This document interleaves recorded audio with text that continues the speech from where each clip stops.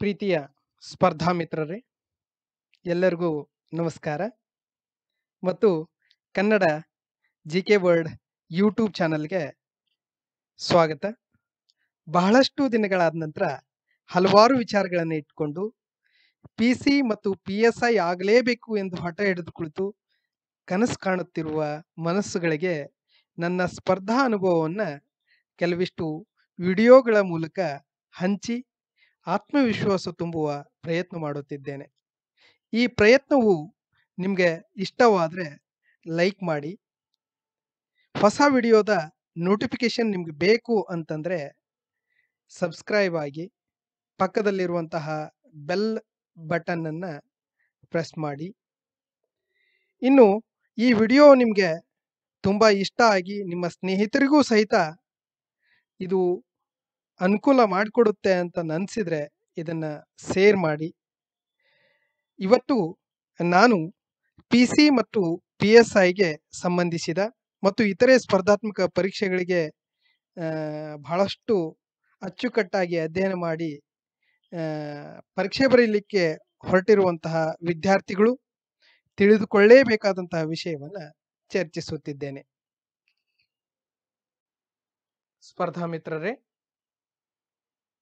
ಇವತ್ತಿನ ಹೊಸ ವಿಷಯ ಏನಪ್ಪಾ ಅಂತಂದ್ರೆ ವಿಶ್ವಸಂಸ್ಥೆಯ ವಿಶೇಷ ನಿಯೋಗಿಗಳು ಅಂತಂದ್ರೆ. ಈ ವಿಶ್ವಸಂಸ್ಥೆಯ ವಿಶೇಷ ನಿಯೋಗಿಗಳು ಅಂತಂದ್ರೆ ಅಂದ್ರೆ ಇಂಪಾರ್ಟೆಂಟ್ ಯುನೈಟೆಡ್ ನೇಷನ್ಸ್ ಏಜೆನ್ಸೀಸ್ ಅಂತ ಕರಿತೀವಿ ಇಂಗ್ಲಿಷ್ನೊಳಗೆ ಇದನ್ನ. ಈ ಒಂದು ಏಜೆನ್ಸಿಗಳ ಮೇಲೆ ನಮ್ಮ ಸ್ಪರ್ಧಾತ್ಮಕ ಪರೀಕ್ಷೆಗಳಲ್ಲಿ ಹಲವಾರು ಪ್ರಶ್ನೆಗಳನ್ನು ಕೇಳಿದ್ದಾರೆ.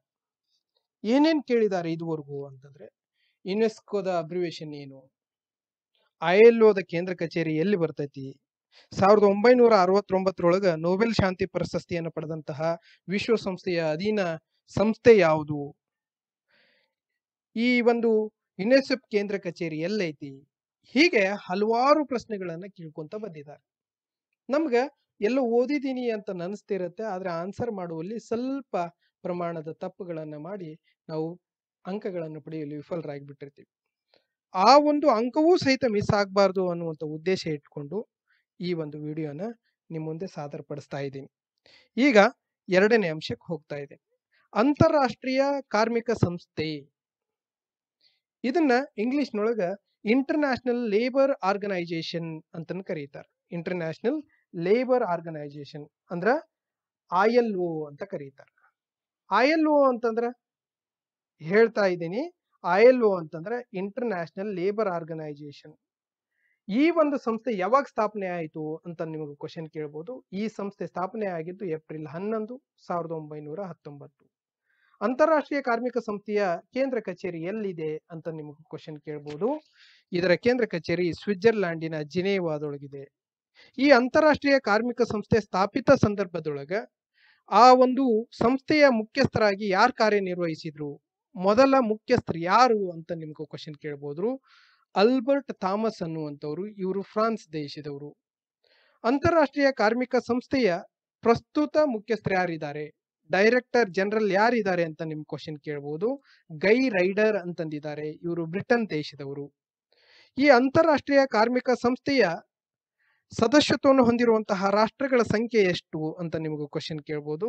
ಈಗ ಪ್ರಸ್ತುತ ಸದಸ್ಯತ್ವವನ್ನು ಹೊಂದಿರುವಂತಹ ರಾಷ್ಟ್ರಗಳ ಸಂಖ್ಯೆ ಎಷ್ಟಪ್ಪ ಅಂತಂದ್ರೆ 187. ಈ ಒಂದು ಸಂಸ್ಥೆ ಅಂದ್ರೆ ಅಂತಾರಾಷ್ಟ್ರೀಯ ಕಾರ್ಮಿಕ ಸಂಸ್ಥೆ ವಿಶ್ವಸಂಸ್ಥೆಯ ಪ್ರಮುಖ ಅಂಗವಾದ ಸಾಮಾಜಿಕ ಮತ್ತು ಆರ್ಥಿಕ ಮಂಡಳಿಯ ಸಹಕಾರದೊಂದಿಗೆ ಇದು ಕಾರ್ಯನಿರ್ವಹಿಸ್ತಾ ಇದೆ. ಇದು ಹಲವಾರು ಉದ್ದೇಶಗಳೊಂದಿಗೆ ಕೆಲಸ ಮಾಡ್ತಾ ಇದೆ. ಏನದು ಉದ್ದೇಶ ಅಂತಂದ್ರೆ, ಕೆಲಸಗಾರರ ಜೀವನ ಮಟ್ಟವನ್ನು ಸುಧಾರಿಸೋದು, ಕಾರ್ಮಿಕರಿಗೆ ಆರೋಗ್ಯ, ಶಿಕ್ಷಣ, ವಸತಿ ಸೌಕರ್ಯ ಮತ್ತು ಸಾಮಾಜಿಕ ಭದ್ರತೆಯನ್ನು ಒದಗಿಸುವುದು ಇದರ ಪ್ರಮುಖ ಉದ್ದೇಶ ಆಗಿದೆ ಅಂತಂದು ನಾವು ತಿಳ್ಕೋಬಹುದಾಗಿದೆ. ಇನ್ನ ಬಹಳಷ್ಟು ನಿಮ್ಗೆ ಪ್ರಮುಖ ವಿಷಯ ಏನಪ್ಪಾ ಅಂತಂದ್ರೆ, ಅದು ಟಿಪ್ಪಣಿ ರೂಪದೊಳಗೆ ನಾನು ಕೊಡ್ತಾ ಹೋಗಿರ್ತೀನಿ ಈ ಒಂದು ವಿಡಿಯೋದೊಳಗೆ. ಈ ಒಂದು ವಿಡಿಯೋದೊಳಗ ಪ್ರಮುಖ ಟಿಪ್ಪಣಿ, ಒಂದನೇ ಟಿಪ್ಪಣಿ ಯಾವ್ದಪ್ಪ ಅಂತಂದ್ರೆ, 1969 ಈ ಸಂಸ್ಥೆ ನೊಬೆಲ್ ಶಾಂತಿ ಪುರಸ್ಕಾರಕ್ಕೆ ಭಾಜನವಾಗಿದೆ ಅಂತಂದು. ನಾನು ಆವಾಗಲೇ ಹೇಳ್ತಿದ್ದೆ ಏನಂತಂದ್ರೆ 1969ರಲ್ಲಿ ನೊಬೆಲ್ ಶಾಂತಿ ಪುರಸ್ಕಾರಕ್ಕೆ ಭಾಜನವಾದಂತಹ ಅಂತಾರಾಷ್ಟ್ರೀಯ ಸಂಸ್ಥೆ ಯಾವುದು ಅಂತ ನಿಮ್ಗೆ ಕ್ವಶನ್ ಕೇಳುವಂತ ಸಾಧ್ಯತೆ ಇರುತ್ತೆ. ಅದ್ರ ಮೇಲೆ ಗಮನ ಕೊಡಿ ಅನ್ನುವಂಥದ್ದು. ಅದು ಯಾವ್ದಪ್ಪ? ಅಂತಾರಾಷ್ಟ್ರೀಯ ಕಾರ್ಮಿಕ ಸಂಸ್ಥೆ ಅನ್ನುವಂಥದ್ದು. ಇನ್ನ ಎರಡನೆಯ ವಿಡಿಯೋ ಎರಡನೇ ಕ್ಲಿಪ್ಪಿಂಗ್ ಹೋಗ್ತಾ ಇದ್ದೀನಿ. ಅಂತಾರಾಷ್ಟ್ರೀಯ ಅಣುಶಕ್ತಿ ಸಂಸ್ಥೆ ಅನ್ನುವಂಥದ್ದು. ಇದನ್ನ ಇಂಗ್ಲಿಷ್ನೊಳಗ ಇಂಟರ್ನ್ಯಾಷನಲ್ ಅಟೋಮಿಕ್ ಎನರ್ಜಿ ಏಜೆನ್ಸಿ ಅಂತ ಕರೀತಾರ. ಇದನ್ನ ಶಾರ್ಟ್ ಫಾರ್ಮ್ ನೊಳಗ IAEA ಅಂತ ಕರೀತಾರ. ನಿಮ್ಗೆ ಅಬ್ರಿವೇಷನ್ ಕೇಳ್ಬೋದು. IAEAದ ಅಬ್ರಿವೇಷನ್ ವಿಸ್ತೃತ ರೂಪ ಏನು ಅಂತ ನಿಮ್ಗೆ ಕ್ವಶನ್ ಕೇಳುವಂತ ಸಾಧ್ಯತೆ ಇರುತ್ತೆ. ಇಂಟರ್ನ್ಯಾಷನಲ್ ಅಟೋಮಿಕ್ ಎನರ್ಜಿ ಏಜೆನ್ಸಿ ಅಂತಂದು. ಇದು ಯಾವಾಗ ಸ್ಥಾಪನೆ ಆಗಿದೆ ಅಂತಂದ್ರೆ ಜುಲೈ 29, 1957ರಂದು ಈ ಒಂದು ಅಂತಾರಾಷ್ಟ್ರೀಯ ಅಣುಶಕ್ತಿ ಸಂಸ್ಥೆ ಸ್ಥಾಪನೆಯಾಗಿದೆ. ಇದರ ಕೇಂದ್ರ ಕಚೇರಿ ಎಲ್ಲಿದೆಯಪ್ಪ ಅಂತಂದ್ರೆ ಆಸ್ಟ್ರಿಯಾದ ವಿಯೆನ್ನಾದೊಳಗಿದೆ. ಆಸ್ಟ್ರಿಯಾದ ವಿಯೆನ್ನಾದೊಳಗೆ. ಅಂತಾರಾಷ್ಟ್ರೀಯ ಅಣುಶಕ್ತಿ ಸಂಸ್ಥೆಯ ಮೊದಲ ಮುಖ್ಯಸ್ಥರು ಯಾರು ಅಂತಂದ್ರೆ ಡಬ್ಲ್ಯೂ ಸ್ಟೆರ್ಲಿಂಗ್ ಕೋಲ್ ಅಂತಂದು. ಇವರು USA ದವರು. ಡಬ್ಲ್ಯೂ ಸ್ಟೆರ್ಲಿಂಗ್ ಕೋಲ್ ಅಂತಂದು. ಪ್ರಸ್ತುತ ಮುಖ್ಯಸ್ಥರು ಯಾರಿದ್ದಾರೆ ಅಂತಂದ್ರೆ Rafale Marino gross ಅಂತಂದಿದ್ದಾರೆ. Rafale Marino gross ಅರ್ಜೆಂಟೈನಾದವರು ಇವರು. ಅರ್ಜೆಂಟೈನಾದವರು. ಪ್ರಸ್ತುತ ಅಂತಾರಾಷ್ಟ್ರೀಯ ಅಣುಶಕ್ತಿ ಸಂಸ್ಥೆಗೆ ಎಷ್ಟು ಸದಸ್ಯರು ಇದ್ದಾರೆ, ಎಷ್ಟು ಸದಸ್ಯ ರಾಷ್ಟ್ರಗಳಿವೆ ಅಂತಂದು ನಿಮಗೆ ಕ್ವಶನ್ ಕೇಳ್ಬೋದು. 172 ರಾಷ್ಟ್ರಗಳು ಅಂತಾರಾಷ್ಟ್ರೀಯ ಅಣುಶಕ್ತಿ ಸಂಸ್ಥೆಯ ಸದಸ್ಯತ್ವವನ್ನು ಪಡೆದಿವೆ ಅನ್ನುವಂಥದ್ದು. ಅಂತಾರಾಷ್ಟ್ರೀಯ ಅಣುಶಕ್ತಿ ಸಂಸ್ಥೆಯ ಉದ್ದೇಶ ಏನಪ್ಪಾ ಅಂತಂದ್ರ ಅಣುಶಕ್ತಿಯನ್ನ ಶಾಂತಿಯುತ ಉದ್ದೇಶಗಳಿಗೆ ಬಳಕೆ ಮಾಡುವಂಥದ್ದು. ಅಂದ್ರೆ ಅಣುಶಕ್ತಿಯನ್ನ ಶಾಂತಿಯುತ ಉದ್ದೇಶಕ್ಕೆ ಅಂತಂದ್ರೆ ನಿಮ್ಗೆ ಗೊತ್ತಿರಬೇಕು, ಅಣುಶಕ್ತಿಯನ್ನ ವಿದ್ಯುತ್ ಶಕ್ತಿಯನ್ನಾಗಿ ಪರಿವರ್ತಿಸಿ ಆ ವಿದ್ಯುತ್ ಶಕ್ತಿಯನ್ನ ಕೈಗಾರಿಕೆಗಾಗಿ, ಡೊಮೆಸ್ಟಿಕ್ ಪರ್ಪಸ್, ಹೀಗೆ ಹಲವಾರು ರೀತಿಯಲ್ಲಿ ನಾವು ಬಳಸಿದ್ದನ್ನ ನಾವು ಕೇಳಿರ್ತೀವಿ ಕೂಡ. ವಿದ್ಯುತ್ ಶಕ್ತಿ ಬಹಳಷ್ಟು ಉಪಯೋಗವಾಗಿರುವಂತಹ ದೊಡ್ಡ ಬದಲಾವಣೆಯನ್ನ ತಂದಿರುವಂತಹ ಶಕ್ತಿ. ಅಂತಹ ಶಕ್ತಿಯನ್ನಾಗಿ ನಾವು ಇದನ್ನ ಕನ್ವರ್ಟ್ ಮಾಡಿಕೊಂಡು ಬಳಸ್ಕೋಬಹುದು ಅನ್ನುವಂಥದ್ದು. ಅಂತಹ ಬಳಕೆಗೆ ಉತ್ತೇಜನ ನೀಡುವಂತಹ ಪ್ರಯತ್ನವನ್ನ ಅಂತಾರಾಷ್ಟ್ರೀಯ ಅಣುಶಕ್ತಿ ಸಂಸ್ಥೆ ಮಾಡ್ತಾ ಇರುತ್ತೆ ಅನ್ನುವಂಥದ್ದು. ಈ ಸಂಸ್ಥೆಯ 4ನೇ ಮಹಾನಿರ್ದೇಶಕರಾಗಿದ್ದ ಮೊಹಮ್ಮದ್ ಎಲ್ ಬರದೈ ಮತ್ತು IAEA ಈ ಎರಡೂ ಸಂಸ್ಥೆಗೆ ಜಂಟಿಯಾಗಿ ಅಂದ್ರೆ IAEA ಮತ್ತು ಅದರ ನಿರ್ದೇಶಕರಾಗಿರುವಂತಹ ಮೊಹಮ್ಮದ್ ಎಲ್ ಬರದೈರವರಿಗೆ 2005ರೊಳಗ ನೊಬೆಲ್ ಶಾಂತಿ ಪುರಸ್ಕಾರ ದೊರೆತಿತ್ತು ಅನ್ನುವಂಥದ್ದು ಬಹಳಷ್ಟು ವಿಶೇಷವಾದಂತಹ ಸಂಗತಿ. ಅದನ್ನು ಮತ್ತೆ ನಾನು ಟಿಪ್ಪಣಿ ರೂಪದೊಳಗೆ ನಿಮ್ಗೆ ಪ್ರಸ್ತುತಪಡಿಸುವಂತದ್ದನ್ನ ನಾನು ಇಲ್ಲಿ ಮಾಡಿದ್ದೀನಿ. ಅದನ್ನ ಮತ್ತೆ ನೆನಪಿನಲ್ಲಿ ಇಟ್ಕೋಬೇಕು. 2005ರಲ್ಲಿ ನೊಬೆಲ್ ಶಾಂತಿ ಪ್ರಶಸ್ತಿಯನ್ನ ಪಡೆದಂತಹ ಸಂಸ್ಥೆ ಯಾವುದು, ಯಾರ ಜೊತೆ ಜಂಟಿಯಾಗಿ ಪಡೀತು ಅಂತ ನಿಮ್ಗೆ ಕ್ವಶನ್ಸ್ ಗಳನ್ನ ಕೇಳಬಹುದು. ನೆಕ್ಸ್ಟ್ ಸ್ಲೈಡ್ಗೆ ಹೋಗ್ತಾ ಇದ್ದೀನಿ. ಆಹಾರ ಮತ್ತು ಕೃಷಿ ಸಂಸ್ಥೆ ಅನ್ನುವಂಥದ್ದು. ಇದನ್ನ FAO ಅಂತ ಕರಿತೀವಿ. ಏನಂತ ಕರಿತೀವ್ರಿ? FAO. ಇದನ್ನ ಫುಡ್ ಅಂಡ್ ಅಗ್ರಿಕಲ್ಚರ್ ಆರ್ಗನೈಸೇಷನ್ ಅಂತಂದು ಅಬ್ರಿವೇಟ್ ಮಾಡಬಹುದು. ಇದರ ಸ್ಥಾಪನೆ ಆಗಿದ್ದು ಯಾವಾಗ ಅಂತಂದ್ರೆ ಅಕ್ಟೋಬರ್ 16, 1945ರಲ್ಲಿ. ನೆನಪಿನಲ್ಲಿ ಇಟ್ಕೋಬೇಕಾ? ಒಂದು ಅಬ್ರಿವೇಷನ್ ಮೇಲೆ ನಿಮ್ಗೆ ಕ್ವಶನ್ ಕೇಳಬಹುದು. ಒಂದು ಎರಡನೇದು ಈ ಪಾಯಿಂಟ್ ಮೇಲೆ ನಿಮ್ಗೆ ಕ್ವಶನ್ಸ್ ಕೇಳಬಹುದು. ಅಕ್ಟೋಬರ್ 16 ಪ್ರತಿ ವರ್ಷ ಯಾವ ದಿನವನ್ನಾಗಿ ಆಚರಿಸುತ್ತಿದ್ದೇವೆ ಅಂತ ಕೇಳಬಹುದು. ಅಕ್ಟೋಬರ್ 16 ಆಹಾರ ಮತ್ತು ಕೃಷಿ ಸಂಸ್ಥೆಯ ಸ್ಥಾಪನೆಯ ಸ್ಮರಣಾರ್ಥವಾಗಿ ವಿಶ್ವ ಆಹಾರ ದಿನವಾಗಿ ಆಚರಿಸುತ್ತಿದ್ದಾರೆ. ವಿಶ್ವ ಆಹಾರ ದಿನವಾಗಿ ಆಚರಿಸುತ್ತಿದ್ದಾರೆ.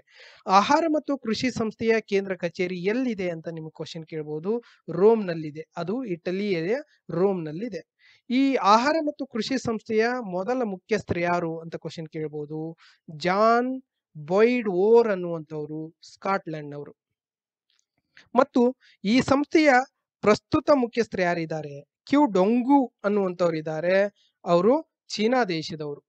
ಕ್ಯೂ ಡೊಂಗು ಅನ್ನುವಂಥವ್ರು ಚೀನಾ ದೇಶದವರು. ಈ ಸಂಸ್ಥೆಯ ಸದಸ್ಯತ್ವವನ್ನು ಹೊಂದಿರುವಂತಹ ರಾಷ್ಟ್ರಗಳ ಸಂಖ್ಯೆ ಎಷ್ಟಪ್ಪ ಅಂತಂದ್ರೆ 197. ಆಹಾರ ಮತ್ತು ಕೃಷಿ ಸಂಸ್ಥೆಯ ಸದಸ್ಯತ್ವವನ್ನು ಹೊಂದಿರುವಂತಹ ರಾಷ್ಟ್ರಗಳ ಸಂಖ್ಯೆ ಎಷ್ಟು? 197. ಇದರ ಉದ್ದೇಶ ಏನಪ್ಪಾ ಅಂತಂದ್ರೆ ಕೃಷಿ ಉತ್ಪನ್ನಗಳ ಉತ್ಪಾದನೆ, ಕೃಷಿ ಉತ್ಪನ್ನಗಳ ಹಂಚಿಕೆ, ಕೃಷಿ ಉತ್ಪನ್ನಗಳ ಪೌಷ್ಟಿಕತೆ ಮತ್ತು ಜೀವನ ಮಟ್ಟವನ್ನು ಹೆಚ್ಚಿಸುವುದಾಗಿದೆ.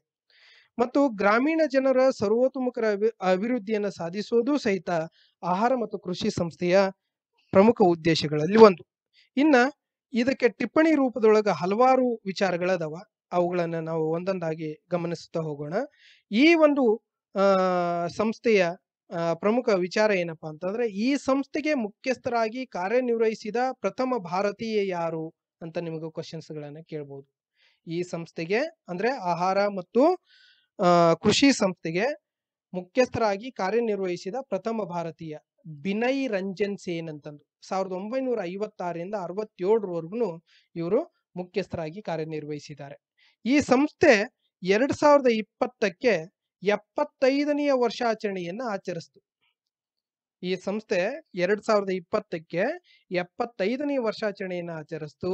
ಈ ಸಂದರ್ಭದಲ್ಲಿ ಭಾರತ ಸರ್ಕಾರ 75 ರೂಪಾಯಿ ಮುಖಬೆಲೆಯ ನಾಣ್ಯವನ್ನ ಬಿಡುಗಡೆ ಮಾಡಿತು. ನೋಡ್ರಿ ಇಲ್ಲಿದೆ ನೋಡ್ರಿ, 75 ರೂಪಾಯಿ ಮುಖಬೆಲೆಯ ನಾಣ್ಯವನ್ನ ಭಾರತ ಸರ್ಕಾರ ಬಿಡುಗಡೆ ಮಾಡಿದೆ. ಭಾರತದ ಮನವಿಯ ಆಧಾರದ ಮೇಲೆ FAO food and agriculture organisation 2016 ಏನಂತಂದು ಆಚರಿಸಿತ್ತು ಅಂತಂದ್ರೆ ಇಂಟರ್ನ್ಯಾಷನಲ್ ಇಯರ್ ಆಫ್ ಪಲ್ಸಸ್ ಎಂದು ಆಚರಿಸಿದೆ. ಇನ್ನ 2023ಕ್ಕೆ ಏನಂತಂದು ಆಚರಿಸಲಿಕ್ಕೆ ನಿರ್ಧರಿಸಿದೆ ಅಂತಂದ್ರೆ ಇಂಟರ್ನ್ಯಾಷನಲ್ ಇಯರ್ ಆಫ್ ಮಿಲೆಟ್ಸ್ ಅಂತಂದು ಆಚರಿಸಲಿಕ್ಕೆ ನಿರ್ಧಾರ ಮಾಡಿದೆ. ಇನ್ನೊಂದು ವಿಶೇಷವಾದಂತಹ ಸಂಗತಿ ಏನಪ್ಪಾ ಅಂತಂದ್ರೆ ವರ್ಲ್ಡ್ ಫುಡ್ ಪ್ರೋಗ್ರಾಮ್ 2020ನೇ ಸಾಲಿನ ನೋಬೆಲ್ ಶಾಂತಿ ಪುರಸ್ಕಾರಕ್ಕೆ ಭಾಜನವಾಗಿದೆ ಅನ್ನುವಂಥದ್ದು. ಇದರ ಅಡಿನಲ್ಲೇ ಬರುವಂತಹ ಎಲ್ಲಾ ವಿಚಾರಗಳು ಬಹಳಷ್ಟು ಇಂಪಾರ್ಟೆಂಟು. ಇವುಗಳ ಮೇಲೆ ನೀವು ಗಮನ ಹರಿಸಿದ್ರಿ ಅಂತಂದ್ರೆ ಇನ್ ಡಿಟೇಲ್ ಇನ್ಫಾರ್ಮೇಟಿವ್ ಕ್ವಶನ್ಸ್ ಗಳು ಬಂದರೂ ಸಹಿತ ನೀವು ಆನ್ಸರ್ ಅನ್ನ ಮಾಡ್ತೀರಿ. ಇನ್ನ ನೆಕ್ಸ್ಟ್ ಸ್ಲೈಡ್ಗೆ ಹೋಗ್ತೀನಿ ನಾನು. ವಿಶ್ವ ಆರೋಗ್ಯ ಸಂಸ್ಥೆ, ವರ್ಲ್ಡ್ ಹೆಲ್ತ್ ಆರ್ಗನೈಸೇಷನ್ ಅಂತ ಕರಿತೀವಿ, ಇದನ್ನ WHO ಅಂತಂದು ಕರಿತೀವಿ. ಈ ಒಂದು ಸಂಸ್ಥೆ ಸ್ಥಾಪನೆ ಆಗಿದ್ದೆ ಯಾವಾಗಪ್ಪ ಅಂತಂದ್ರೆ 1948ರೊಳಗ ಏಪ್ರಿಲ್ 7ರಂದು ಈ ಒಂದು ಸಂಸ್ಥೆ ಸ್ಥಾಪನೆ ಆಗುತ್ತೆ. ನಿಮ್ಗೆ ಕ್ವಶನ್ WHO ವಿಸ್ತೃತ ರೂಪದ ಮೇಲೆ ನಿಮ್ಗೆ ಕ್ವಶನ್ ಕೇಳಬಹುದು. ಇನ್ನ ಬಿಟ್ರೆ ಏಪ್ರಿಲ್ 7ರಂದು ಪ್ರತಿ ವರ್ಷ ಯಾವ ದಿನಾಚರಣೆಯನ್ನು ಆಚರಿಸ್ತಾರೆ ಅಂತ ಕ್ವಶನ್ ಕೇಳಬಹುದು. ಪ್ರತಿ ವರ್ಷ ಏಪ್ರಿಲ್ 7ರಂದು ವಿಶ್ವ ಆರೋಗ್ಯ ದಿನಾಚರಣೆಯನ್ನು ಆಚರಿಸ್ತಾರೆ. ಇದು ನಿಮ್ಗೆ ಗೊತ್ತಿರಬೇಕು. ಇದ್ರ ಮೇಲೆ ನಿಮ್ಗೆ ಪ್ರಶ್ನೆ ಬರುವಂತ ಸಾಧ್ಯತೆ ಇರುತ್ತೆ. ಅದು ಪರ್ಟಿಕ್ಯುಲರ್ PC ಮತ್ತು PSIಗೆ. ಈ ವಿಶ್ವ ಆರೋಗ್ಯ ಸಂಸ್ಥೆ ಕೇಂದ್ರ ಕಚೇರಿ ಎಲ್ಲಿದೆ ಅಂತ ನಿಮ್ಗೆ ಕ್ವಶನ್ಸ್ ಗಳನ್ನು ಕೇಳಬಹುದು. ಸ್ವಿಟ್ಜರ್ಲ್ಯಾಂಡಿನ ಜಿನೇವಾದೊಳಗಿದೆ. ಈ ವಿಶ್ವ ಆರೋಗ್ಯ ಸಂಸ್ಥೆಯ ಮೊದಲ ಮುಖ್ಯಸ್ಥರು DG ಯಾರು ಅಂತಂದ್ರೆ ಬ್ರಾಕ್ ಜಿಸೋಮ್ ಅಂತಂದು, ಇವರು ಕೆನಡಾದವರು. ವಿಶ್ವ ಆರೋಗ್ಯ ಸಂಸ್ಥೆಯ ಪ್ರಮುಖ ಈಗ ಪ್ರಸ್ತುತ ಮುಖ್ಯಸ್ಥರಾಗಿ ಯಾರು ಕಾರ್ಯನಿರ್ವಹಿಸ್ತಾ ಇದ್ದಾರೆ ಅಂತಂದ್ರೆ ತೆಂದ್ರೋಸ್. ಇವರು ಈಗ ಬಹಳಷ್ಟು ಸುದ್ದಿಯಲ್ಲಿರುವಂತಹ ವ್ಯಕ್ತಿ ಇವರು. ತೆಂದ್ರೋಸ್ ಅಡಾನೋಮ್ ಅಂತಂದ್ರೆ ಎರಿಟ್ರಿಯಾದವರು ಇವರು. ಇವ್ರ ಮೇಲೆ ನಿಮ್ಗೆ ಕ್ವಶನ್ಸ್ ಬರುವಂತಹ ಸಾಧ್ಯತೆ ಇರುತ್ತೆ. ಈ ವಿಶ್ವ ಆರೋಗ್ಯ ಸಂಸ್ಥೆಯ ಸದಸ್ಯತ್ವವನ್ನು ಪಡೆದಿರುವಂತಹ ರಾಷ್ಟ್ರಗಳ ಸಂಖ್ಯೆ ಎಷ್ಟಪ್ಪ ಅಂತಂದ್ರೆ 194. ಇದರ ಉದ್ದೇಶ ಏನಪ್ಪಾ ಅಂತಂದ್ರೆ ವಿಶ್ವ ಆರೋಗ್ಯ ಸಂಸ್ಥೆಯ ಪ್ರಮುಖ ಉದ್ದೇಶ ಏನಂತಂದ್ರೆ ವಿಶ್ವದ ಎಲ್ಲಾ ಜನರ ಆರೋಗ್ಯ ಮಟ್ಟವನ್ನು ಸುಧಾರಿಸುವುದು ಆಗಿದೆ. ಇನ್ನೊಂದು ಬಹಳಷ್ಟು ವಿಶೇಷ ಏನಂತಂದ್ರೆ ಟಿಪ್ಪಣಿ ರೂಪದೊಳಗೆ ವಿಶೇಷತೆ ಇರುತ್ತೆ ಅಂತಂದು ಹೇಳಿದೀನಿ. ಏನಪ್ಪಾ ಅಂತಂದ್ರೆ 73ನೆಯ ವರ್ಲ್ಡ್ ಹೆಲ್ತ್ ಅಸೆಂಬ್ಲಿ ಅಂದ್ರೆ ವಿಶ್ವ ಆರೋಗ್ಯ ಸಂಸ್ಥೆಯ ಒಂದು ಅಧೀನ ಅಸೆಂಬ್ಲಿ ಇದು. ಈ ವರ್ಲ್ಡ್ ಹೆಲ್ತ್ ಅಸೆಂಬ್ಲಿಯ ಮುಖ್ಯಸ್ಥರಾಗಿ ಭಾರತ ಸರ್ಕಾರದ ಆರೋಗ್ಯ ಸಚಿವರಾದಂತಹ ಡಾಕ್ಟರ್ ಹರ್ಷವರ್ಧನ್ ಕಾರ್ಯನಿರ್ವಹಣೆ ಮಾಡ್ತಾ ಇದ್ದಾರೆ. ಅಂದ್ರೆ ವರ್ಲ್ಡ್ ಹೆಲ್ತ್ ಅಸೆಂಬ್ಲಿಯ ಮುಖ್ಯಸ್ಥರಾಗಿ ಡಾಕ್ಟರ್ ಹರ್ಷವರ್ಧನ್ ಕಾರ್ಯನಿರ್ವಹಣೆ ಮಾಡ್ತಾ ಇದ್ದಾರೆ. ಅದು 73ನೇದು. ಇನ್ನ ಎರಡನೆಯ ಪ್ರಮುಖ ಅಂಶ ಏನಪ್ಪಾ ಅಂತಂದ್ರೆ ಸೌತ್ ಈಸ್ಟ್ ಏಷ್ಯಾ ಕ್ಷೇತ್ರದ WHO ಪ್ರಾದೇಶಿಕ ಕಚೇರಿ ಎಲ್ಲೈತಿ ಅಂತ ನಿಮ್ಗೆ ಕ್ವಶನ್ಸ್ ಗಳನ್ನು ಕೇಳಬಹುದು. ಅದು ದೆಹಲಿನಲ್ಲಿದೆ. ಇನ್ನ WHO ಸಹಾಯದಿಂದ ಭಾರತವು 2014ರಲ್ಲಿ ಯಾವ ರೋಗವನ್ನ ಮುಕ್ತಗೊಳಿಸ್ತು ಅಂತ ನಿಮಗೆ ಕ್ವಶನ್ಸ್ ಗಳನ್ನ ಕೇಳಬಹುದು. ಆ 2014ರೊಳಗ ಭಾರತ ರಾಷ್ಟ್ರ ಪೋಲಿಯೋ ಮುಕ್ತ ರಾಷ್ಟ್ರವಾಗಿ ಹೊರಹೊಮ್ಮಿತು ಅನ್ನುವಂಥದ್ದು. ಇನ್ನ ನೆಕ್ಸ್ಟ್ ಆರ್ಗನೈಸೇಷನ್ಗೆ ಹೋಗ್ತಾ ಇದ್ದೀನಿ. ಅದು ಯಾವ್ದಪ್ಪ ಅಂತಂದ್ರೆ ಯುನೆಸ್ಕೋ ಅಂತಂದ್ರೆ ಇದು PC ಮತ್ತು PSI ಓದೋರ್ಗೆ ಬಹಳಷ್ಟು ಇಂಪಾರ್ಟೆಂಟ್ ಆಗಿರುವಂತಹ ಒಂದು ಆರ್ಗನೈಸೇಷನ್. ಇದ್ರ ಮೇಲೆ ಬಹಳಷ್ಟು ಕ್ವಶನ್ಸ್ ಗಳನ್ನು ಕೇಳ್ಕೊಂಡು ಬಂದಿದ್ದಾರೆ. ಇನ್ನ ವಿಶ್ವಸಂಸ್ಥೆಯ ಶಿಕ್ಷಣ, ವೈಜ್ಞಾನಿಕ ಮತ್ತು ಸಾಂಸ್ಕೃತಿಕ ಸಂಸ್ಥೆಯನ್ನು ಇಂಗ್ಲಿಷ್ನೊಳಗೆ ಯುನೆಸ್ಕೋ ಅಂತ ಕರೀತೀವಿ. ಯುನೆಸ್ಕೋದ ಅಬ್ರಿವೇಶನ್ ಮೇಲೆ ನಿಮ್ಗೆ ಕ್ವಶನ್ಸ್ ಗಳನ್ನ ಕೇಳುವಂತ ಸಾಧ್ಯತೆ ಹೆಚ್ಚಿರುತ್ತೆ. ಯುನೆಸ್ಕೋದ ಅಬ್ರಿವೇಶನ್ ಏನಪ್ಪಾ ಅಂತಂದ್ರೆ United Nations educational scientific and cultural organisation ಅಂತಂದು. ಕಲ್ಚರಲ್ ಆರ್ಗನೈಜೇಷನ್ ಈ ಸಂಸ್ಥೆ ಸ್ಥಾಪನೆ ಆಗಿದ್ದು ನವೆಂಬರ್ 16, 1945ರಲ್ಲಿ. ಇದರ ಕೇಂದ್ರ ಕಚೇರಿ ಎಲ್ಲಿದೆಯಪ್ಪ ಅಂತಂದ್ರೆ ಪ್ಯಾರಿಸ್ ನಲ್ಲಿದೆ, ಫ್ರಾನ್ಸ್ನ ಪ್ಯಾರಿಸ್ ನಲ್ಲಿ. ಇದರ ಮೊದಲ ಮುಖ್ಯಸ್ಥರು ಯಾರಪ್ಪ ಅಂತಂದ್ರೆ ಜೂಲಿಯನ್ ಹಕ್ಸ್ಲೆ ಅಂತಂದು. ಜೂಲಿಯನ್ ಹಕ್ಸ್ಲೆ ಅಂತಂದು. ಈಗ ಪ್ರಸ್ತುತ ಮುಖ್ಯಸ್ಥರು ಯಾರಿದ್ದಾರೆ ಅಂತಂದ್ರೆ ಅಡರಾಯ್ ಅಜಾಲೆ ಅಂತಂದು. ಇವರು ಫ್ರಾನ್ಸ್ ದೇಶದವರಾಗಿದ್ದಾರೆ. ಇನ್ನ ಈ ಸಂಸ್ಥೆಯ ಸದಸ್ಯ ರಾಷ್ಟ್ರಗಳ ಸಂಖ್ಯೆ ಎಷ್ಟಪ್ಪ ಅಂತಂದ್ರೆ 193 ರಾಷ್ಟ್ರಗಳು ಸದಸ್ಯತ್ವವನ್ನು ಹೊಂದಿವೆ. ಈ ಒಂದು ಸಂಸ್ಥೆಯ ಉದ್ದೇಶ ಏನಪ್ಪಾ ಅಂತಂದ್ರೆ ನ್ಯಾಯ, ಮಾನವ ಹಕ್ಕುಗಳು ಮತ್ತು ಸ್ವಾತಂತ್ರ್ಯವನ್ನ ಸ್ವೀಕರಿಸಲು ಶಿಕ್ಷಣ, ವಿಜ್ಞಾನ ಮತ್ತು ಸಂಸ್ಕೃತಿಯ ಮೂಲಕ ರಾಷ್ಟ್ರಗಳ ನಡುವಿನ ಸಂಬಂಧವನ್ನು ಉತ್ತೇಜಿಸುವುದು. ಇಲ್ಲಿ ಸಂಬಂಧ ಇದು ಸ್ವಲ್ಪ ಸ್ಪೆಲ್ಲಿಂಗ್ ಮಿಸ್ಟೇಕ್ ಆಗಿದೆ. ಸಂಬಂಧವನ್ನು ಉತ್ತೇಜಿಸುವುದು ಇದರ ಪ್ರಮುಖ ಕೆಲಸ ಆಗಿದೆ. ಇದರದ್ದು ಸ್ವಲ್ಪ ಅಜೆಂಟ್ ಕರೆಕ್ಟ್ ಆಗಿ ತಿಳ್ಕೊಳ್ರಿ.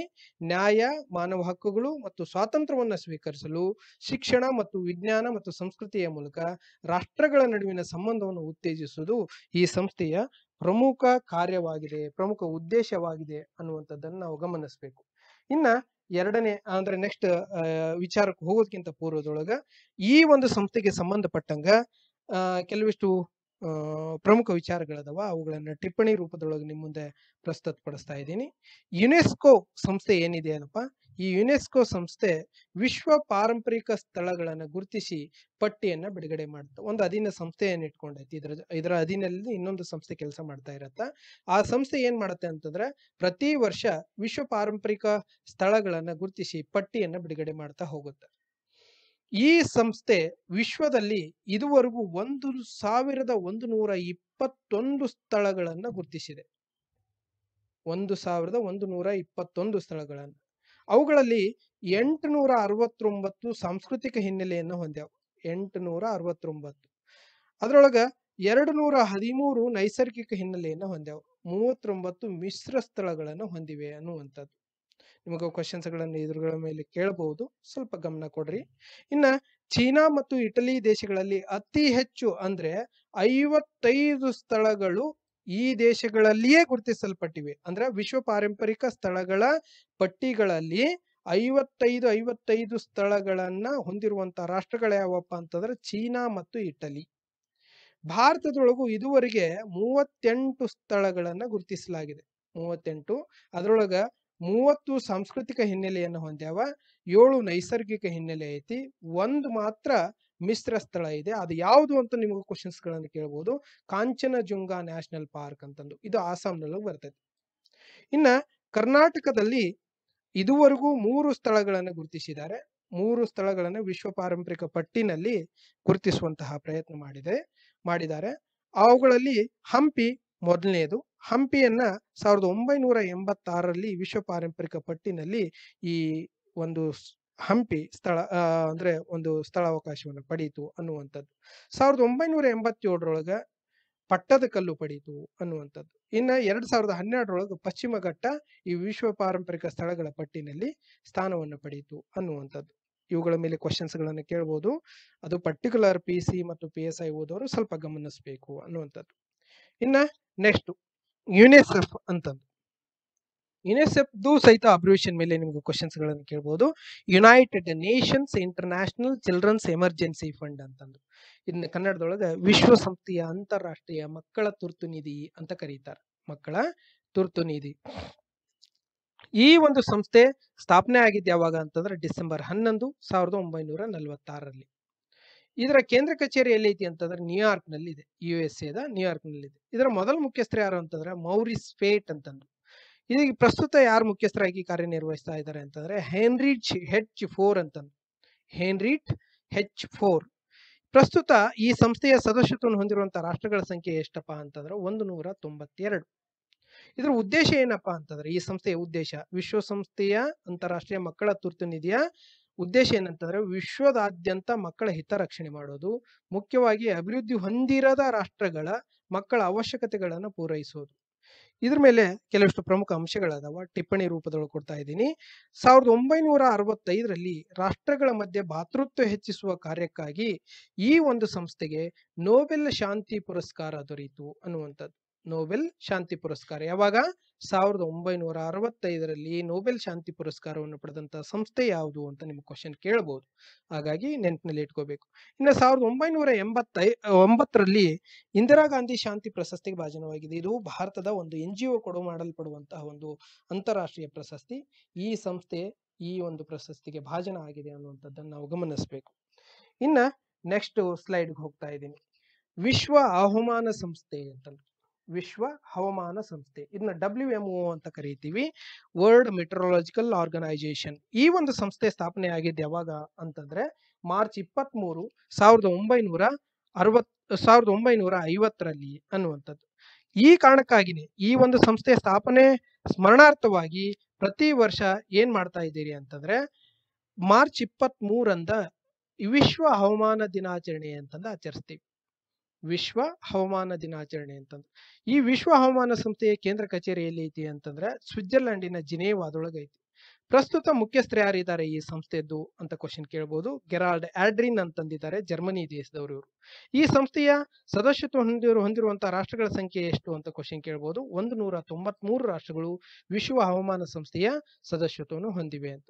ಇದ್ರ ಉದ್ದೇಶ ಏನಪ್ಪಾ ಅಂತಂದ್ರೆ ಹವಾಮಾನ ವರದಿಗಳ ಮತ್ತು ಇತರ ಸಂಬಂಧಿತ ಸೇವೆಗಳ ಅಂತಾರಾಷ್ಟ್ರೀಯ ವಿನಿಮಯವನ್ನ ಉತ್ತೇಜಿಸುವುದಾಗಿದೆ ಅನ್ನುವಂಥದ್ದು. ಓಕೆನಾ? ನೆಕ್ಸ್ಟ್ ಸ್ಲೈಡ್ಗೆ ಹೋಗ್ತಾ ಇದ್ದೀನಿ. ವಿಶ್ವಸಂಸ್ಥೆಯ ಪರಿಸರ ಕಾರ್ಯಕ್ರಮ ಅಂತಂದು. ಈ ವಿಶ್ವಸಂಸ್ಥೆಯ ಪರಿಸರ ಕಾರ್ಯಕ್ರಮವನ್ನ UNEP ಅಂತ ಕರೀತೀವಿ. ಇದರದ್ದು ಅಬ್ರಿವೇಷನ್ ಕೇಳಬಹುದು ನಿಮ್ಗೆ. ಯುನೈಟೆಡ್ ನೇಷನ್ಸ್ ಎನ್ವೈರನ್ಮೆಂಟಲ್ ಪ್ರೋಗ್ರಾಮ್ ಅಂತ ಕರೀತೀವಿ. ಯುನೈಟೆಡ್ ನೇಷನ್ಸ್ ಎನ್ವೈರನ್ಮೆಂಟಲ್ ಪ್ರೋಗ್ರಾಮ್ ಅಂತಂದು. ಈ ಒಂದು ಸಂಸ್ಥೆ ಸ್ಥಾಪನೆ ಆಗಿದ್ದು ಯಾವಾಗ? ಈ ಕಾರ್ಯಕ್ರಮ ಸ್ಥಾಪನೆ ಆಗಿದ್ದು ಯಾವಾಗ ಅಂತಂದ್ರೆ ಜೂನ್ 5, 1972. ಪ್ರತಿ ವರ್ಷ ಜೂನ್ 5ರಂದು ನಿಮ್ಗ ಎಲ್ಲ ಪರಿಚಿತವಾಗಿರುವಂತಹ ದಿನಾಚರಣೆ ಯಾವುದಪ್ಪ ಅಂತಂದ್ರೆ ವಿಶ್ವ ಪರಿಸರ ದಿನಾಚರಣೆ. ಈ ಒಂದು ಕಾರ್ಯಕ್ರಮ ಸ್ಥಾಪನಾ ಸ್ಮರಣಾರ್ಥವಾಗಿ ಈ ಒಂದು ದಿನಾಚರಣೆಯನ್ನು ಆಚರಿಸ್ತಾ ಬರ್ತಾ ಇದೀವಿ. ಇನ್ನ ಇದರ ಕೇಂದ್ರ ಕಚೇರಿ ಎಲ್ಲಿದೆ ಅಂತ ಕ್ವಶನ್ ಕೇಳಬಹುದು. ವಿಶ್ವಸಂಸ್ಥೆಯ ಪರಿಸರ ಕಾರ್ಯಕ್ರಮದ ಕೇಂದ್ರ ಕಚೇರಿ ಕಿನ್ಯಾ ದೇಶದ ನೈರೋಬಿನಲ್ಲಿ ಇದೆ. ಪ್ರಸ್ತುತ ಮುಖ್ಯಸ್ಥರು ಯಾರಿದ್ದಾರೆ ಅಂತ ಕ್ವಶನ್ ಕೇಳಬಹುದು. ಇಂಜೆರ್ ಆಂಡರ್ಸನ್ ಅನ್ನುವಂಥವ್ರು ಈ ವಿಶ್ವಸಂಸ್ಥೆಯ ಪರಿಸರ ಕಾರ್ಯಕ್ರಮದ ಮುಖ್ಯಸ್ಥರಾಗಿ ಕಾರ್ಯನಿರ್ವಹಿಸ್ತಾ ಇದ್ದಾರೆ. ಈ ವಿಶ್ವಸಂಸ್ಥೆಯ ಪರಿಸರ ಕಾರ್ಯಕ್ರಮದ ಸದಸ್ಯತ್ವವನ್ನು ಹೊಂದಿರುವಂತಹ ರಾಷ್ಟ್ರಗಳ ಸಂಖ್ಯೆ ಎಷ್ಟು ಅಂತ ಕ್ವಶನ್ ಕೇಳಬಹುದು. 193 ರಾಷ್ಟ್ರಗಳು ಪ್ರಸ್ತುತ ಸದಸ್ಯತ್ವವನ್ನು ಹೊಂದಿವೆ. ಇನ್ನ ಇದರ ಉದ್ದೇಶ ಏನಪ್ಪಾ ಅಂತಂದ್ರ ಪರಿಸರಕ್ಕೆ ಸಂಬಂಧಿಸಿದ ವಿಷಯಗಳಲ್ಲಿ ಅಂತಾರಾಷ್ಟ್ರೀಯ ಸಹಕಾರವನ್ನು ವೃದ್ಧಿಸುವುದು ಹಾಗೂ ಪರಿಸರ ರಕ್ಷಣೆಗೆ ಸಹಕರಿಸುವುದು ಇದರ ಈ ಒಂದು ಕಾರ್ಯಕ್ರಮದ ಉದ್ದೇಶ ಆಗೈತಿ. ಇನ್ನ ಶಬ್ದ ಮಾಲಿನ್ಯ ಇರ್ಬೋದು, ವಾಯು ಮಾಲಿನ್ಯ ಇರ್ಬೋದು, ಜಲ ಮಾಲಿನ್ಯ ಇರ್ಬೋದು, ಭೂ ಮಾಲಿನ್ಯ ಇರ್ಬೋದು, ಅವುಗಳನ್ನ ತಪ್ಪಿಸುವಂತಹ ಪ್ರಯತ್ನವನ್ನ ಈ ವಿಶ್ವಸಂಸ್ಥೆಯ ಪರಿಸರ ಕಾರ್ಯಕ್ರಮ ಮಾಡ್ತಾ ಹೋಗುತ್ತೆ ಅನ್ನುವಂಥದ್ದು. ಇನ್ನ ನೆಕ್ಸ್ಟ್ ಸ್ಲೈಡ್ ಹೋಗೋಣ. ಅಂತಾರಾಷ್ಟ್ರೀಯ ದೂರ ಸಂಪರ್ಕ ಸಂಘ ಅಂತಂದು. ಇದನ್ನು ಸಹಿತ ಅಬ್ರಿವೇಷನ್ ನಿಮ್ಗೆ ಕ್ವಶನ್ಸ್ ಗಳನ್ನು ಕೇಳಬಹುದು. ITU ಇದನ್ನ ಅಬ್ರಿವೇಟ್ ಬರೀರಿ ಅಂತಂದು, ಅಂದ್ರೆ ವಿಸ್ತೃತ ರೂಪ ಬರೀರಿ ಅಂತ ಕ್ವಶನ್ ಕೇಳಬಹುದು. ಇದರ ಸ್ಥಾಪನೆ ಯಾವಾಗ ಆಗೈತಿ? ಇಂಟರ್ನ್ಯಾಷನಲ್ ಟೆಲಿಕಮ್ಯುನಿಕೇಶನ್ ಯೂನಿಯನ್ ನ ಸ್ಥಾಪನೆ ಯಾವಾಗ ಆಗೈತಿ ಅಂತ ಮೇ 17, 1865ರಲ್ಲಿ ಆಗೈತಿ. ಇದನ್ನ UNOಗೆ ಸೇರ್ಪಡೆ ಮಾಡಿದಂತಹ ದಿನ ಯಾವ್ದಪ್ಪ ಅಂತಂದ್ರೆ ನವೆಂಬರ್ 5, 1947. ಇನ್ನ ಕೇಂದ್ರ ಕಚೇರಿ ಎಲ್ಲಿ ಬರ್ತೈತಿ ಅಂತಂದ್ರ ಸ್ವಿಟ್ಜರ್ಲ್ಯಾಂಡ್ ನ ಜಿನೇವಾದೊಳಗೆ ಇದರ ಕೇಂದ್ರ ಕಚೇರಿ ಇದೆ. ಇನ್ನ ಪ್ರಸ್ತುತ ಮುಖ್ಯಸ್ಥರು ಯಾರು? ಈ ಅಂತಾರಾಷ್ಟ್ರೀಯ ದೂರ ಸಂಪರ್ಕ ಸಂಘದ ಪ್ರಸ್ತುತ ಮುಖ್ಯಸ್ಥರು ಯಾರು ಅಂತಂದ್ರ ಹೌಲಿನ್ ಜಾವೋ ಅಂತಂದಿದ್ದಾರೆ. ಇವರು ಚೀನಾ ದೇಶದವರು. ಪ್ರಸ್ತುತ ಈ ಅಂತಾರಾಷ್ಟ್ರೀಯ ದೂರ ಸಂಪರ್ಕ ಸಂಘದ ಸದಸ್ಯತ್ವವನ್ನು ಹೊಂದಿರುವಂತಹ ರಾಷ್ಟ್ರಗಳ ಸಂಖ್ಯೆ ಎಷ್ಟು ಅಂತ ಕ್ವಶನ್ ಕೇಳಬಹುದು. 193 ರಾಷ್ಟ್ರಗಳು ಈ ಒಂದು ಅಂತಾರಾಷ್ಟ್ರೀಯ ದೂರ ಸಂಪರ್ಕ ಸಂಘದ ಸದಸ್ಯತ್ವವನ್ನು ಹೊಂದಿವೆ. ಇದ್ರ ಉದ್ದೇಶ ಏನಪ್ಪಾ ಅಂತಂದ್ರ ಎಲ್ಲಾ ರೀತಿಯ ದೂರ ಸಂಪರ್ಕ ವ್ಯವಸ್ಥೆಗಳ ಅಭಿವೃದ್ಧಿ ಮತ್ತು ಸದ್ಬಳಕೆಗೆ ಅಂತಾರಾಷ್ಟ್ರೀಯ ಸಹಕಾರವನ್ನು ಉತ್ತೇಜಿಸುವುದು ಮತ್ತು ನಿಯಂತ್ರಿಸುವುದಾಗಿದೆ ಅನ್ನುವಂಥದ್ದು. ಇನ್ನು ನೆಕ್ಸ್ಟ್ ಸ್ಲೈಡ್ಗೆ ಹೋಗ್ತಾ ಇದ್ದೀನಿ. ನೆಕ್ಸ್ಟ್ ಸ್ಲೈಡ್ ಏನಪ್ಪಾ ಅಂತಂದ್ರ ವಿಶ್ವಸಂಸ್ಥೆಯ ಅಭಿವೃದ್ಧಿ ಯೋಜನೆ ಅಂತಂದು. ಈ ವಿಶ್ವಸಂಸ್ಥೆಯ ಅಭಿವೃದ್ಧಿ ಯೋಜನೆ ಮೇಲೆ ನಿಮ್ಗೆ ಅಬ್ರಿವೇಷನ್ ಮೇಲೆ ನಿಮ್ಗೆ ಕ್ವಶನ್ಸ್ ಕೇಳಬಹುದು. UNDP ಇದರದ್ದು ವಿಸ್ತೃತ ರೂಪ ಬರೀರಿ ಅಂತ ನಿಮ್ಗೆ ಕ್ವಶನ್ಸ್ ಗಳನ್ನ ಕೇಳಬಹುದು. ಅಂದ್ರ ವಿಸ್ತೃತ ರೂಪ ಯಾವುದು, ಸರಿಯಾದ ಆಯ್ಕೆಯನ್ನು ಮಾಡ್ರಿ ಅಂತ ಕೇಳ್ಬೋದು. ಯುನೈಟೆಡ್ ನೇಷನ್ಸ್ ಡೆವಲಪ್ಮೆಂಟ್ ಪ್ರೋಗ್ರಾಮ್ ಅಂತ ಕರಿತೀವಿ. ಈ ಒಂದು ಸಂಸ್ಥೆಯ ಈ ಒಂದು ಯೋಜನೆಯ ಸ್ಥಾಪನೆ ಯಾವಾಗ ಆಗೈತಿ ಅಂತಂದ್ರೆ ನವೆಂಬರ್ 22, 1965ರಲ್ಲಿ ಆಗಿದೆ. ಇದರ ಕೇಂದ್ರ ಕಚೇರಿ ಎಲ್ಲಿ ಐತಿ ಅಂತಂದ್ರೆ ನ್ಯೂಯಾರ್ಕ್ ನಲ್ಲಿದೆ. ಇದರ ಕೇಂದ್ರ ಕಚೇರಿ ಎಲ್ಲಿ ಐತಿ? ನ್ಯೂಯಾರ್ಕ್ ನಲ್ಲಿ ಐತಿ. ಇದರ ಪ್ರಸ್ತುತ ಮುಖ್ಯಸ್ಥರು ಯಾರಿದ್ದಾರೆ ಅಂತಂದ್ರೆ ಅಚೀಮ್ ಸ್ಟಿನ್ನರ್ ಅಂತಂದಿದ್ದಾರೆ. ಪ್ರಸ್ತುತ ಮುಖ್ಯಸ್ಥರು ಅಚೀಮ್ ಸ್ಟಿನ್ನರ್. ಇದರ ವಿಶ್ವಸಂಸ್ಥೆಯ ಅಭಿವೃದ್ಧಿ ಯೋಜನೆಯ ಸದಸ್ಯತ್ವವನ್ನು ಹೊಂದಿರುವಂತಹ ರಾಷ್ಟ್ರಗಳ ಸಂಖ್ಯೆ ಎಷ್ಟು ಅಂತ ಕ್ವಶನ್ ಕೇಳಬಹುದು. 177 ಜನ ವಿಶ್ವಸಂಸ್ಥೆಯ ಅಭಿವೃದ್ಧಿ ಯೋಜನೆಯ ಸದಸ್ಯತ್ವವನ್ನು ಪಡೆದಿದ್ದಾರೆ. ಇದರ ಉದ್ದೇಶ ಏನಪ್ಪಾ ಅಂತಂದ್ರೆ ಪ್ರಾಕೃತಿಕ ಮತ್ತು ಮಾನವ ಸಂಪನ್ಮೂಲಗಳ ಉತ್ಪಾದನೆಯ ಸಾಮರ್ಥ್ಯ ಹೆಚ್ಚಿಸಲು ಅಭಿವೃದ್ಧಿಶೀಲ ರಾಷ್ಟ್ರಗಳಿಗೆ ನೆರವಾಗುವುದು ಈ ಒಂದು ಯೋಜನೆಯ ಉದ್ದೇಶ ಆಗೈತಿ ಅನ್ನುವಂಥದ್ದು. ಇನ್ನು ನೆಕ್ಸ್ಟ್ ಸ್ಲೈಡ್ಗೆ ಹೋಗೋಣ. ನೆಕ್ಸ್ಟ್ ಸ್ಲೈಡ್ ಏನಪ್ಪಾ ಅಂತಂದ್ರೆ ಅಂತಾರಾಷ್ಟ್ರೀಯ ನಾಗರಿಕ ವಿಮಾನಯಾನ ಸಂಸ್ಥೆ ಅಂತಂದು. ಅಂತಾರಾಷ್ಟ್ರೀಯ ನಾಗರಿಕ ವಿಮಾನಯಾನ ಸಂಸ್ಥೆ ಇದನ್ನ ಶಾರ್ಟ್ ಫಾರ್ಮ್ ಒಳಗೆ ICAO ಅಂತ ಕರೀತಾರೆ. ICAO ಅಂತಂದ್ರೆ ಇಂಟರ್ನ್ಯಾಷನಲ್ ಸಿವಿಲ್ ಏವಿಯೇಷನ್ ಆರ್ಗನೈಸೇಷನ್ ಅಂತಂದು. ಇದನ್ನ ನಾನು ಪೂರ್ಣಗೊಳಿಸ್ಲಿಕ್ಕೆ ಇಲ್ಲ ಆಗಿಲ್ಲ. ಇದರ ಸ್ಥಾಪನೆ ಆಗಿದ್ದೇನ ಯಾವಾಗ ಅಂತಂದ್ರೆ ಸ್ಥಾಪನೆ ಏಪ್ರಿಲ್ 4 ಆಗಿದೆ. 1947ರಲ್ಲಿ ಈ ಸಂಸ್ಥೆಯ ಸ್ಥಾಪನೆ ಆಗುತ್ತೆ. ಇದರ ಕೇಂದ್ರ ಕಚೇರಿ ಎಲ್ಲಿದೆ ಅಂತಂದ್ರೆ ಮಾಂಟ್ರಿಯಲ್ ನಲ್ಲಿದೆ. ಕೆನಡಾದ ಮಾಂಟ್ರಿಯಲ್ ನಲ್ಲಿ ಇದರ ಕೇಂದ್ರ ಕಚೇರಿ ಇದೆ. ಪ್ರಸ್ತುತ ಮುಖ್ಯಸ್ಥರು ಯಾರಿದ್ದಾರೆ ಅಂತ ನಿಮ್ಗೆ ಕ್ವಶನ್ಸ್ ಗಳನ್ನು ಕೇಳಬಹುದು. ಇದರ ಪ್ರಸ್ತುತ ಮುಖ್ಯಸ್ಥರು ಪಾಂಗ್ಲು ಅಂತಂದಿದ್ದಾರೆ. ಇವರು ಚೀನಾ ದೇಶದವರು. ಇದ್ರದ್ದು ಸದಸ್ಯತ್ವ ಬಹಳಷ್ಟು ಏನು ವಿಶೇಷ ಇದೆ. ಹಾಗಾಗಿ ಸ್ವಲ್ಪ ಗಮನ ಕೊಟ್ಟಿದ್ದನ್ನ ಕೇಳಬೇಕು.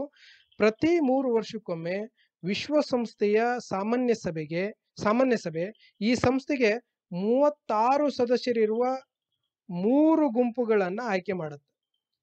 36 ಸದಸ್ಯರಿರುವ 3 ಗುಂಪುಗಳನ್ನ ಎಷ್ಟು 3 ಗುಂಪುಗಳನ್ನ ಆಯ್ಕೆ ಮಾಡುತ್ತೆ. 36 ಅದು 3 ವರ್ಷಕ್ಕೊಮ್ಮೆ ನಡೆಯುತ್ತೆ. ಇದನ್ನ ಯಾರು ಆಯ್ಕೆ ಮಾಡ್ತಾರೆ ಅಂತಂದ್ರೆ ಸಾಮಾನ್ಯ ಸಭೆ ಆಯ್ಕೆ ಮಾಡುತ್ತೆ ಅನ್ನುವಂಥದ್ದು. ಇದ್ರ ಉದ್ದೇಶ ಏನಪ್ಪಾ ಅಂತಂದ್ರೆ ನಾಗರಿಕ ವಿಮಾನಯಾನವನ್ನು ಅಭಿವೃದ್ಧಿಪಡಿಸೋದು ಅನ್ನುವಂಥದ್ದು. ಸ್ವಲ್ಪ ಗಮನ ಏನ್ ಕೊಡ್ಬೇಕು ಅಂತಂದ್ರೆ ಇದ್ರ ಕೇಂದ್ರ ಕಚೇರಿ ಎಲ್ಲಿ ಐತಿ ಅನ್ನೋದ್ರ ಮೇಲೆ ಕ್ವಶನ್ಸ್ ಗಳನ್ನ ಕೇಳಿದ್ದಾರೆ. ಇದರ ಸದಸ್ಯತ್ವದ ಮೇಲೆ ಇನ್ಫಾರ್ಮೇಟಿವ್ ಕ್ವಶನ್ಸ್ ಗಳನ್ನ ಕೇಳಿದ್ದಾರೆ. ಸ್ವಲ್ಪ ಅದ್ರ ಮೇಲೆ ಗಮನ ಕೊಡ್ರಿ. ಇನ್ನ ನೆಕ್ಸ್ಟ್ ಸ್ಲೈಡ್ ಹೋಗೋಣ. ನೆಕ್ಸ್ಟ್ ಸ್ಲೈಡ್ ಏನಪ್ಪಾ ಅಂತಂದ್ರೆ IFAD ಅಂತಂದು. IFAD ಅಂತಾರಾಷ್ಟ್ರೀಯ ಕೃಷಿ ಅಭಿವೃದ್ಧಿ ನಿಧಿ ಅಂತಂದು. ಅಂತಾರಾಷ್ಟ್ರೀಯ ಕೃಷಿ ಅಭಿವೃದ್ಧಿ ನಿಧಿಯನ್ನ ಇಂಗ್ಲಿಷ್ ನೊಳಗೆ international fund for agriculture development ಅಂತ ಕರೀತೀವಿ.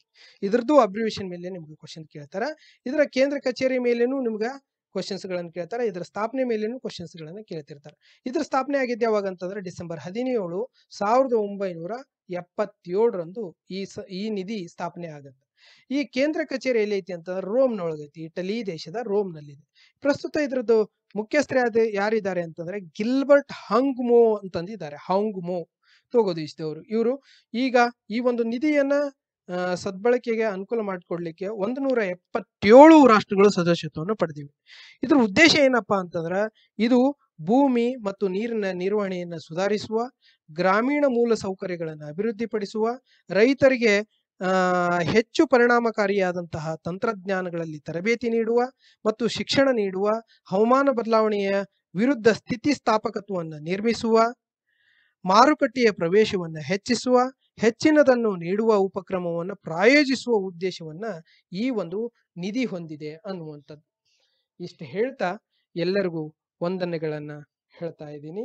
ನಿಮ್ಗೆ ಗೊತ್ತಿರಲಿ ಇದು ಒಂದು ವಿಡಿಯೋನ ನೋಡಿದ್ದೀರಿ. ಎಲ್ಲರಿಗೂ ಥ್ಯಾಂಕ್ ಯು. ಇಷ್ಟು ಹೇಳ್ತಾ ನಾನು ಈ ವಿಡಿಯೋನ ಮುಗಿಸ್ತಾ ಇದ್ದೀನಿ.